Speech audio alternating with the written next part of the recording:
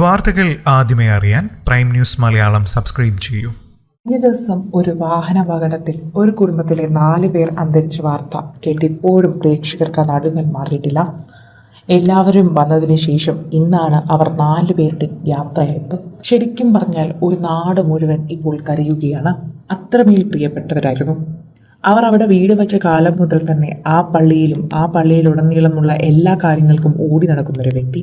ആ പള്ളിയിൽ അച്ഛൻ പോലും സംസാരിച്ചപ്പോൾ അദ്ദേഹത്തിന്റെ വിതുമ്പലടക്കാനാകാത്ത ശബ്ദം എല്ലാവരെയും ഞെട്ടിക്കുകയാണ്. ഇപ്പോൾ ഒന്നിച്ചു കണ്ട സ്വപ്നങ്ങളും ആഗ്രഹങ്ങളും ബാക്കിയാക്കിയാണ് നിഖിലും അനുവും കഴിഞ്ഞ ദിവസം യാത്രയായത്.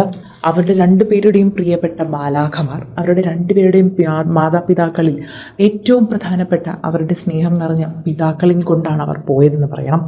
അവരുടെ അവസാന യാത്രയിൽ പോലും അവർക്ക് കാവലായി അവരുടെ കുഴിമാടത്തിനരികിൽ തന്നെ അവരുണ്ടായിരുന്നു.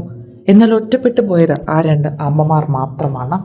ഇനി അവർ മറ്റൊരു ലോകത്തേക്ക് യാത്രയാവുകയാണ് എന്ന സത്യം പതിയെ ആ അമ്മമാർ ഉൾക്കൊണ്ടുവരികയാണ്. ഒപ്പം ഇരുവരുടെയും പിതാക്കന്മാരും. ഞായറാഴ്ച മുറിഞ്ഞ കല്ലിലുണ്ടായ വാഹനാപകടത്തിലാണ് മല്ലശ്ശേരി പുത്തേത്തുണ്ണിൽ മത്തായി ഈപ്പൻ, മകൻ നിഖിൽ ഈപ്പൻ, ഭാര്യ മല്ലശ്ശേരി പുത്തൻവിള കിഴക്കേതിൽ അനുവിന്റെ പിതാവ് ബിജു പി ജോർജ് എന്നിവർ മരിച്ചത്. മത്തായി ഈപ്പന് 65 വയസ്സും നിഖിലിന് 30 വയസ്സുമായിരുന്നു. ഭാര്യ അനുവിന് 26 വയസ്സും. ഭാര്യ അനുവിന്റെ പിതാവിന് ബിജുവിന് 51 വയസ്സ്. ബിജു ആയിരുന്നു ആ വാഹനം ഓടിച്ചിരുന്നത്. മൃതദേഹങ്ങൾ മല്ലശ്ശേരിയിൽ വീടുകളിൽ എത്തിച്ചു. കണ്ണീർ പുഴയായിരുന്നു എന്ന് പറയാം. നാട്ടുകാരുടെ എല്ലാവരുടെയും പ്രിയപ്പെട്ടവരായതുകൊണ്ട് തന്നെയാണ് കണ്ണീരടക്കാനാവാതെ നിൽക്കുന്ന നാട്ടുകാരെ എല്ലാവരും കണ്ടത്. തൊട്ടടുത്ത പള്ളിയിലെ ഹാളിൽ പൊതുദർശനം നടത്തി. സാധാരണ ഒരു വലിയ രാഷ്ട്രീയ നേതാവോ പൊതുപ്രവർത്തകനോ അന്തരിച്ചാൽ എന്തുമാത്രം തിരക്കുണ്ടാകുമോ അത്രയും തിരക്കായിരുന്നു ആ പള്ളിമുറ്റത്തും ആ പൊതുദർശന വേദിയിലും എത്തിയത്. ഒരു നാട് മുഴുവൻ എത്തിയെന്ന് പറയാം. തിരക്കുകളെല്ലാം തന്നെ മറന്നുകൊണ്ട് എല്ലാവരും അവരുടെ നാടിൻ്റെ പ്രിയപ്പെട്ടവർക്ക് യാത്രയാക്കി. അത്രമേൽ നൊമ്പരമുള്ള ഒരു കാഴ്ച തന്നെയായിരുന്നു എന്ന് പറയണം. അവരുടെ ഇടവകയിലെ ഒരു പള്ളിയിലച്ഛൻ പോലും പ്രസംഗിച്ച വാക്കുകളിൽ അവരെന്തുമാത്രമായിരുന്നു ആ നാട്ടുകാരുടെ പ്രിയം പിടിച്ചു പറ്റിയതെന്ന് മനസ്സിലാക്കാൻ സാധിക്കുന്നു. ഒരു കുടുംബം മുഴുവൻ തന്നെ യാത്രയാവുകയാണ് എന്ന് നമുക്ക് അക്ഷരാർത്ഥത്തിൽ പറയാൻ സാധിക്കും. 4 പേരുടെയും സംസ്കാരം ഇന്ന് ഒരുമിച്ച് പൂങ്കാവ് സെന്റ് മേരീസ് മലങ്കര കത്തോലിക്ക പള്ളിയിൽ നടക്കും. മോർച്ചറിയിൽ നിന്ന് വീട്ടിലേക്ക് കൊണ്ടുപോകുന്ന മൃതദേഹങ്ങൾ രാവിലെ 8ഓടെ പള്ളിയിൽ എത്തുമെന്ന് പറഞ്ഞിരുന്നു. രാവിലെ 7 മണി കഴിഞ്ഞപ്പോൾ തന്നെ പള്ളിമുറ്റം നിറഞ്ഞു. ആളും തിക്കും തിരക്കും ബഹളവുമായി. ആരും ഒന്നും സംസാരിക്കുന്നില്ല.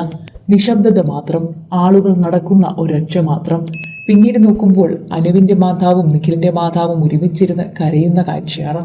എങ്ങനെ നൊമ്പരം അടക്കാനാകുന്നു ആർക്കും അറിയില്ല. ആർക്കും അടക്കാനാകുന്നില്ല എന്ന് പറയുന്നത് തന്നെയാണ് സത്യം. ചടങ്ങുകൾ നടക്കുന്ന സമയം പോലും വിങ്ങി പൊട്ടുകയായിരുന്നു.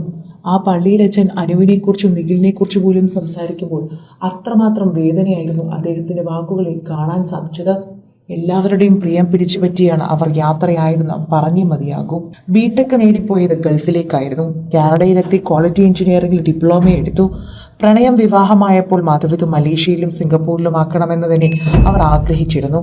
ഏറെ നാളത്തെ പദ്ധതിക്കൊടുവിൽ തന്നെയാണ് അവർ ആ തീരുമാനം നടത്തിയെടുത്തത്. അത്രമേൽ സന്തോഷത്തിലായിരുന്നു അവർ എന്ന് പറയണം.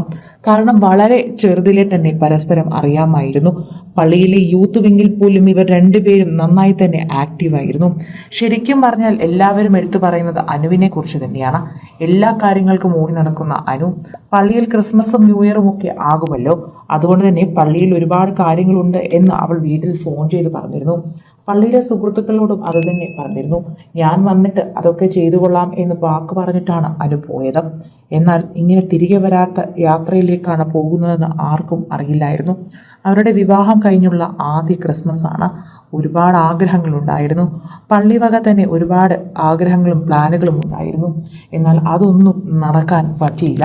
അതെല്ലാം തന്നെ ഉപേക്ഷിക്കുകയാണ്.